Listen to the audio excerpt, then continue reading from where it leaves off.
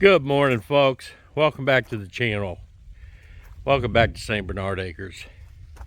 This is Monday. I did not get the backfill in back there because I ran out of fuel for the tractor. It was getting late. I needed to hook up the trailer and the trencher and everything, get it ready to take back this morning. I've already done that. All right, early Monday morning in the 30s. Out here at Sunbelt Rentals returning that trencher.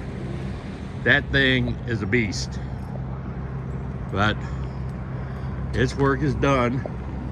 My trailer's sitting over there on my little rinky-dink trailer. But yeah, these people were awesome, and they've got everything here. So I'll definitely be doing more business here. This is Monday the 6th. But I'll show you what I did. Now, one thing to keep in mind when it comes to how I did this backfill, you will see there is no place where I have like level ground to try to level anything out. The good thing is I wasn't too worried about that down through there because that's all going to be driveway anyway. The driveway is going to go all the way down to the house. So a lot of this, it wasn't important to get it perfectly flat. But you know what? For a first timer, I don't think I did too shabby. You know, it's hard to do with that bucket when the tractor's constantly changing elevation, if you will. But yeah, it got it all backfilled. It only took a couple hours for somebody that's never done it before. You know, so this up here won't take too long once I come back out next weekend with a bunch more fuel. All right, I had to lock up my power room. Had to do my generator test. I make sure at least every couple, 3 weeks I start the generator up to make sure it's ready in case I need it. At least once a month. Everybody should do that. But yeah, this is my backfill job. And the main project, it's a little breezy, but it's nice out this morning. I mean, it's in the 50s, but still not too shabby. The biggest project that I had to do this weekend was the main focus this weekend was getting this trenching done and getting these lines buried. So we are golden on that. Like I said, one of these lines comes from the service panel in. That's going to go into the house that is being built right across here. So the service line will go into the service panel in the house. The other line goes to the barn that I can power the barn. Right now, I'm going to see my guys at Cardello and figure out how I can splice these or make a junction of these so that I can go ahead and power the barn now, and when I build the house, then unjunction them and wire everything up for the permanent run. This would be a temporary run. But I didn't have quite enough wire to go one piece all the way to the barn anyway. So this was going to have to be done regardless. I bought this wire at 50 cents a foot off a guy. And I got, he said 200 feet. I mean, I bought 200 feet. No, I bought 400 feet because it was $200.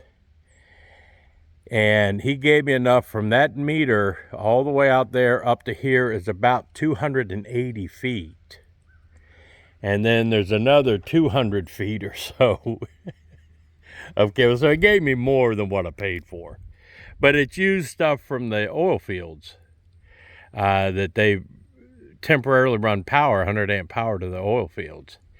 And when they leave, he has the job to go and clean them up. All this wire is just rolled up, laying there, never used, you know, or if it was used just for that.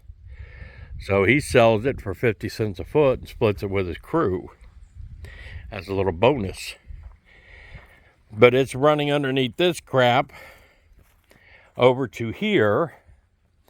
Then I'm going to put it in conduit out of here, in the plastic conduit. Run it along the bridge, along the sill plate there of the barn, and up into where the load center in the barn is, which is this right here, which I also bought used. Now, I don't want to drill through anything too much. This door slides open. I'm going to move this load center over into here. That way, when I run the wires up, it's not going to interfere with the door swinging or anything. So, yeah, that's it. Hope you enjoyed some of the footage of the backfilling. But yeah, it's too low on gas to try to do the backside, so I have to get some more diesel out here. Man, I gotta clean up in here again. It never ends in here. Never ends in this barn. Whew. Nothing but work. Anyway, I gotta head back into Wheeling and get ready to go to work. Appreciate y'all watching. I appreciate everybody who's in the live stream last night. And Morgan, or you know who you are, Morgan's, North Carolina, who was in the live stream last night, sent me a PayPal gift. Saw it this morning when I got up. Wow, it's so nice. That kind of stuff really does help out when you're trying to do something like this on your own. And everything I'm buying, whatever I can buy used, I do. That's the secret to it.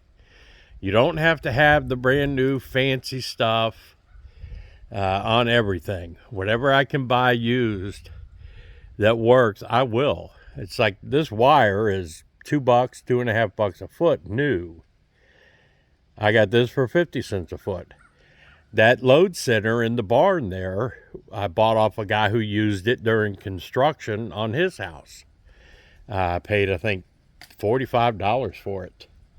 That's a 125 amp load center with 8 circuits, 8 spots. So you just look for deals and grab them when you can. Anyway, that's my advice for this. I got to get things together and get out of here. I hate it. I want to stay here forever. All right.